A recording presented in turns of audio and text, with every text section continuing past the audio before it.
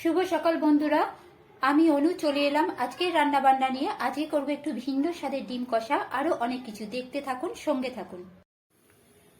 ডিমগুলো আমি সেদ্ধ করতে বসিয়ে দিয়েছি। ডিমগুলো সেদ্ধ হয়ে গেছে, এবার আমি ডিমগুলোকে ভেজে নেব।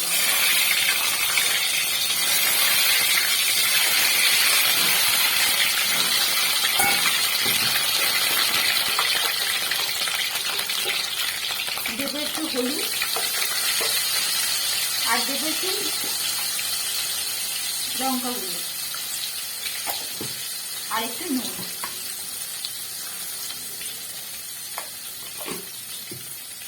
দিয়ে ডিমগুলোকে আমি এবার ভালো করে ভেজে নেব।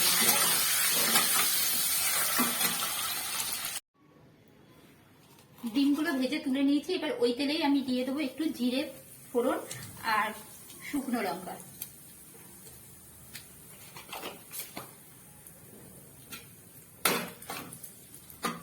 এর মধ্যে এখন আমি দিয়ে দেবো কেটে রাখা পেঁয়াজগুলো।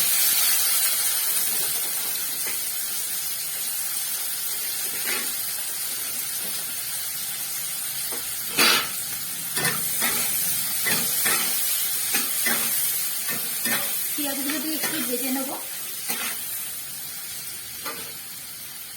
দেবো একটু হলুদ আর একটু নুন।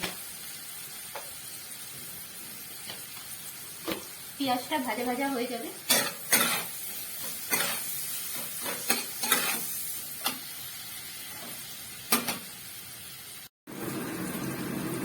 পেঁয়াজটা ভাজা ভাজা হয়ে গেছে। এর মধ্যে আমি দিয়ে দেবো কতগুলো রসুনের কোয়া। রসুনের কোয়া দিয়ে দেবো আর দেবো আদা রসুন বাটা। আদা আর রসুন পেস্টটা দেবো, দিয়ে আবার একটু ভালো করে আমি নাড়িয়ে নেব আর একটু কষিয়ে নেব।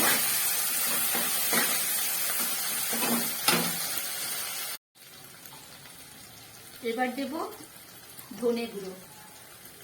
এখানে আমি কোনো জিরে গুঁড়ো ব্যবহার করব না। দেব লঙ্কা গুঁড়ো।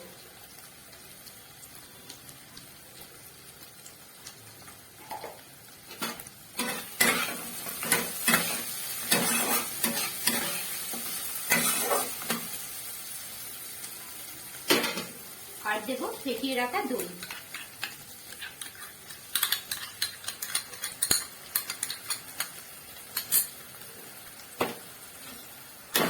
আর এখন আমি আঁচটা লো ফ্লেমে রেখে দিই, দিয়ে ভালো করে একটু কষিয়ে নেব।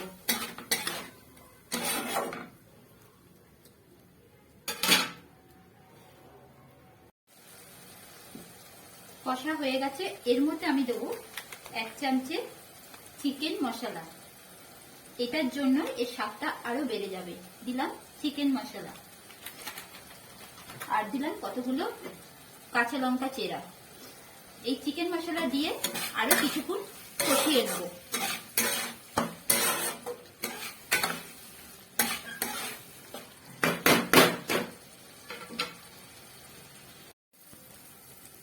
তিন 4 মিনিট কষানোর পর দেখুন তেলও বেরিয়ে গেছে আর কালারটা কত সুন্দর হয়ে গেছে।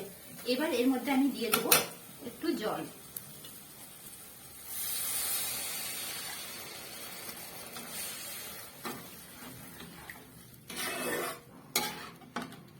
জল দেবো, দিয়ে এবার এটা একটু ফুটতে দেবো। একটু চাপা দিয়ে দিই।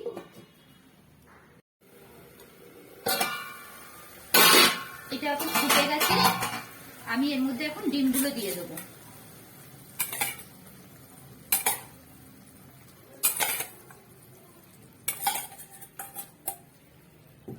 ডিমগুলো দেবো, দিয়ে দেবো একটু ধনে পাতা আর দেবো একটু গরম মশলা।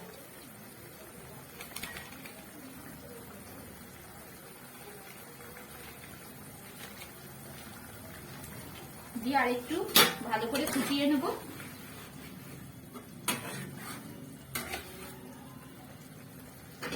হয়ে গেল আমার ভিন্ন স্বাদের ডিম কষা। এটা কিন্তু খেতে দারুণ লাগে। এখন আমি চাপা দিয়ে দেবো।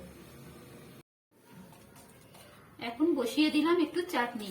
তার জন্য কড়াইতে তেল দিয়ে দিয়েছি আর একটু পাঁচফোড়ন দিয়ে দিলাম। একটু পাঁচফোড়ন আর দেবো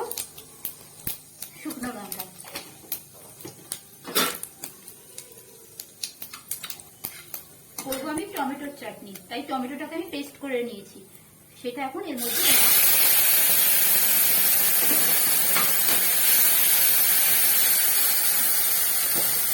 আর দেবো একটু হলুদ, সামান্য একটু হলুদ আর একটু নুন।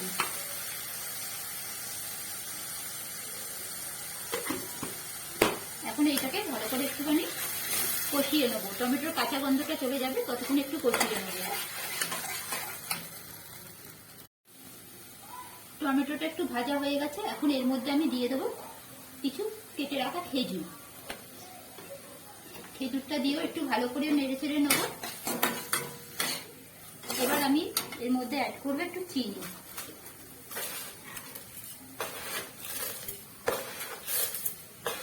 মিষ্টিটা আমি অল্পই দিলাম, দিয়ে আর একটু ভালো করে কষিয়ে নেবো। আর চিনির থেকে জল ছাড়বে, আর এটা মাখা মাখা এখনই হয়ে যাবে। একটু আমি চাপা দিয়ে দিলাম।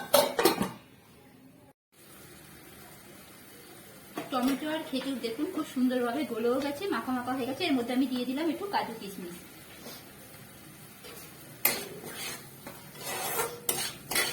আমার রেডি হয়ে গেল আজকে টমেটো খেজুরের চাটনি।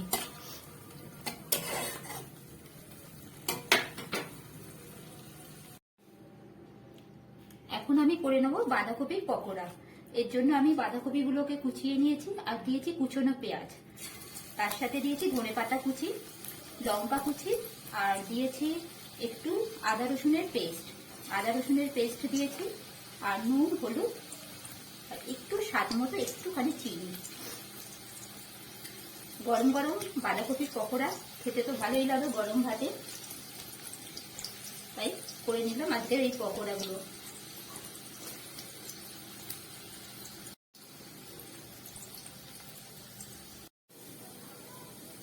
আমার পকোড়াগুলো দেখুন রেডি হয়ে গেছে। আমি মাঝখানে একবার এগুলোকে উল্টে দিয়েছিলাম। তো আজকের পকোড়াগুলো, বাঁধাকপির পকোড়া রেডি হয়ে গেল। এখন চলুন আজকের থালিটা আমি সাজিয়ে ফেলি। আপনারা একটু ধৈর্য ধরে আমার এই ভিডিওটা শেষ অবধি দেখবেন আর আমার সাথে থাকবেন, তাহলে আমারও ভালো লাগবে আপনাদের সাথে এই রেসিপিগুলো শেয়ার করতে আর লাঞ্চ থালি পরিবেশন করতে।